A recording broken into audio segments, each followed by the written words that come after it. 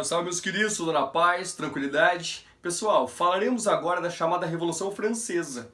Cara, evento fundamental na história moderna e que vai desencadear o mundo contemporâneo, beleza? Seguinte, meus queridos, basicamente a Revolução Francesa vai de 1789 a 1799, são 10 anos de processo revolucionário, tá certo? Será uma mudança drástica na história francesa que vai influenciar a história ocidental como um todo. Portanto, não é um evento de um dia, pouco tempo. São 10 anos de processo revolucionário. E mais importante do que isso, não houve, na verdade, pessoal, uma Revolução Francesa. Não. Foram diversas revoluções envolvidas nesse processo. Ideias diferentes, buscas diferentes, grupos sociais muito diferentes envolvidos nesse processo. Agora, analisando um pouco as causas da Revolução e os antecedentes, nós veremos essa diversidade de buscas envolvidas na Revolução. Beleza, pessoal? Vamos lá então. Galera, primeira coisa fundamental, as causas que levam à Revolução Francesa. E a primeira que a gente cita é a sociedade de classes.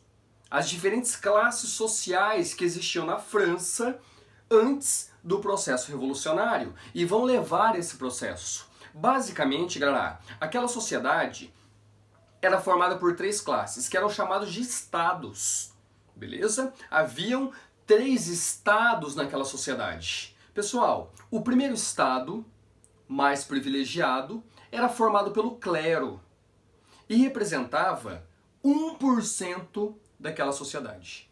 Tá aqui. 1%, o clero, era o primeiro estado. O segundo estado, galera, formado pelos nobres, pela nobreza, 2% da população.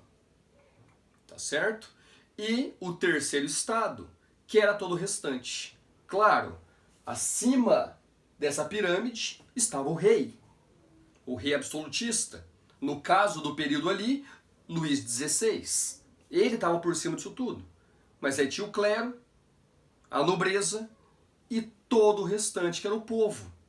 Mas é uma coisa importante, pessoal. Por que a gente fala com tranquilidade que houveram várias revoluções em uma? Porque esses 97% da população que formavam o que chamamos de terceiro estado, o povo como um todo, ele era extremamente heterogêneo. Havia uma enorme diversidade.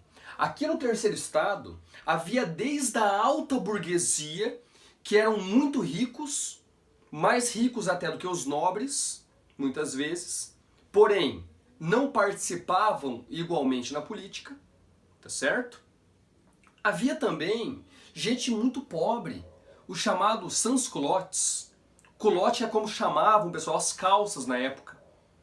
E aí, os sans-culottes eram caras tão pobres que eles não usavam uma calça que fosse até o final da perna. Eles usavam como que fosse uma bermuda, uma calça mais curta. Sabe por quê, galera? Com a grana de comprar tecido para fazer uma calça que fosse até o final, eles comprariam 2 calças que fosse até metade. Ou às vezes não teriam dinheiro para comprar 2. A única calça que eles tinham era na verdade uma bermuda. Pensa isso no frio europeu, francês. Essa era a condição dos sans-culottes. Pobres, mas tão pobres que não tinham condição de ter uma roupa adequada, uma vestimenta adequada. Estão entendendo? Enquanto no mesmo grupo, no terceiro estado, havia alta burguesia muito rica. Ou seja, o terceiro estado era extremamente heterogêneo e diverso. E vão buscar coisas completamente diferentes. A alta burguesia tem certas aspirações. Os sans-culottes têm outras aspirações. Meus queridos, uma coisa importante. O cara que é pobre, que se envolve em processo revolucionário, ele sempre é massa de manobra. Sempre foi assim ao longo da história, pessoal. Pobre não faz revolução, gente. Infelizmente, é triste, mas é real. Pobre está preocupado em se manter, em se alimentar. Enquanto o cara que tem condições, ele quer mudar a estrutura política para se beneficiar disso, em geral é assim ao longo da história, o cara que é pobre de verdade, ele quer o mínimo para a sobrevivência. Estão entendendo? Aqui, terceiro estado. Gente muito pobre que quer a mínima sobrevivência. Gente muito rica que quer favorecer os seus interesses naquela sociedade. Vamos aí analisar mais alguns tópicos. Segundo tópico, os privilégios do primeiro e segundo estado. Beleza? O primeiro estado, o clero, o segundo estado, a nobreza, tinham muitos privilégios. Por exemplo, não pagavam impostos. Todo o terceiro estado pagava impostos para sustentar o luxo e a ostentação do primeiro e do segundo estado, que não pagava impostos. Grande privilégio. Pessoal, neste contexto, a nobreza vive no luxo, o clero também, e o terceiro estado é super diverso. Tem gente que vive no luxo também, a alta burguesia, e tem gente que passa fome. E nessa condição, aquele que passa fome, pagando impostos, vendo quem usufrui do seu imposto viver no luxo, obviamente não vai ficar feliz com essa situação. O fato é, o luxo, a ostentação da nobreza do clero é tanta que a França entra em uma grave crise econômica. Uma pesada crise econômica, pessoal. A burguesia, diante disso, o que quer? Poder participar ativamente da política. Se envolver politicamente. Junto a isso, pessoal, a influência de um conjunto de ideias. O iluminismo. O iluminismo, fundamental nesse processo. O iluminismo que vai influenciar movimentos revolucionários e de mudança em todo o mundo. No Brasil podemos citar Conjuração Baiana, Inconfidência Mineira. Estados Unidos, a independência norte-americana, influência do pensamento iluminista. O iluminismo que já vimos, que era um conjunto de ideias que basicamente defendia democracia. Tá certo, galera? É um conjunto de ideias que defende a participação igualitária e plural na política. É isso que o iluminismo defendia. Além de um modelo econômico liberal, onde o governo, o Estado, não controle as relações econômicas e a burguesia possa desenvolver o seu comércio com tranquilidade. Pessoal, o pensamento iluminista é um pensamento essencialmente burguês. Não absolutamente, mas predominantemente burguês. Tá certo? E aí, a burguesia, cheia da sua intenção de participar ativamente da política, influenciada também pelos ideais iluministas, a burguesia vai se organizar. E os camponeses? Os camponeses são insatisfeitos, porque eles são tratados como escravos. Os camponeses escravizados, trabalhando muito, ganhando quase nada. O que nós vemos, pessoal? Só para analisar aí. A burguesia quer participação política. O povo, os mais pobres de verdade, a base do terceiro estado, porque nesse terceiro a gente poderia colocar uma enorme diversidade, a base do terceiro estado quer sobrevivência, quer trabalho com honestidade e poder sobreviver.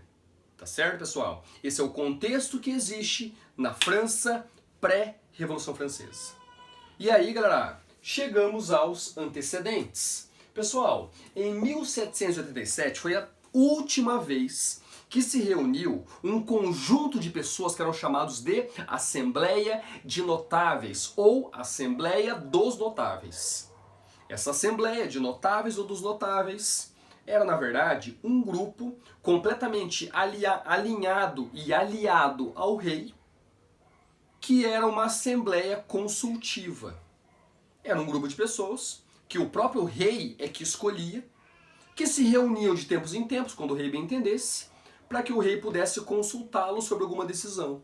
Pessoal, em 1787, diante da grave crise econômica que a França vivia, o rei Luís XVI convoca a Assembleia dos Notáveis. Qual que era a intenção dele? Negociar com esse grupo, que era formado predominantemente pelo clero, mas também por membros da nobreza, por gente de total confiança do rei, tá certo? A ideia era reuni-los para que eles pudessem analisar condições de superar a crise econômica. Uma das possibilidades que o rei via, inclusive, era de criar impostos para essa população, diminuir privilégios dessa população. E eles não aceitam. Pessoal, a Assembleia dos Notáveis, reunida em 1787, para tentar amenizar a crise econômica, em nada resolve o problema.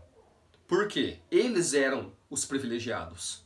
A única forma de diminuir a crise era tirar um pouco deles. Os outros já não tinham muito o que tirar. Mas eles não aceitam. Diante disso, o rei reúne, 2 anos depois, em 1789, um outro grupo chamado de Estados Gerais, ou Assembleia dos Estados Gerais também.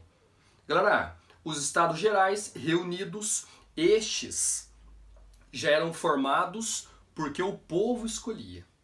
Era uma assembleia também, que também deveria legislar e tomar decisões. Só que há um detalhe. Pessoal, nos Estados Gerais haviam representantes dos 3 estados. Havia representantes do clero, da nobreza e do terceiro estado, do povo. Porém, os votos, nos Estados Gerais, os votos eram por estado. Todos do clero se uniam e davam um voto. Era um voto do primeiro estado.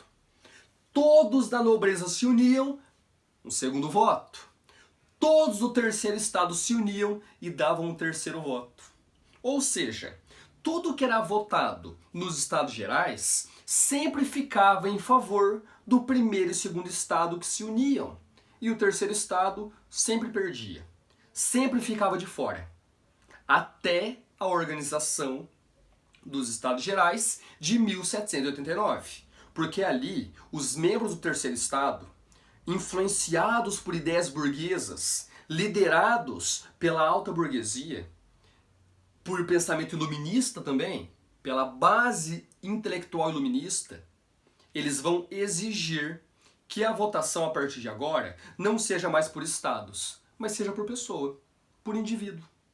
Os Estados Gerais, como representavam toda a população, tinham muito mais representantes do terceiro estado. Olha lá, o terceiro estado era 97% da população. Era um número muito maior. Então havia mais representantes do terceiro estado. Porém, a votação, um voto por estado, anulava qualquer possibilidade desse grupo maior do terceiro estado alcançar alguma coisa. E é o que eles vão exigir agora. Que a votação não seja mais um voto por estado, mas que seja um voto por pessoa. O que daria, obviamente, maiores possibilidades para o terceiro estado. Fato é, o primeiro e o segundo estado não aceitam. O rei se posiciona em favor do primeiro e do segundo estado. E a situação se torna insustentável.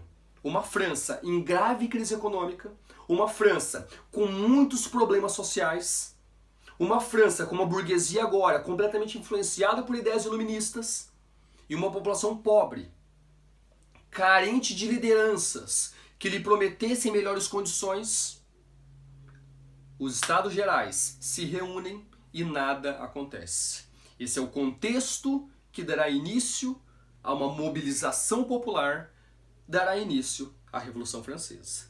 Beleza, meus queridos? Essas são as causas e os antecedentes. Continuamos com o desenvolvimento e o início de fato da Revolução na próxima aula.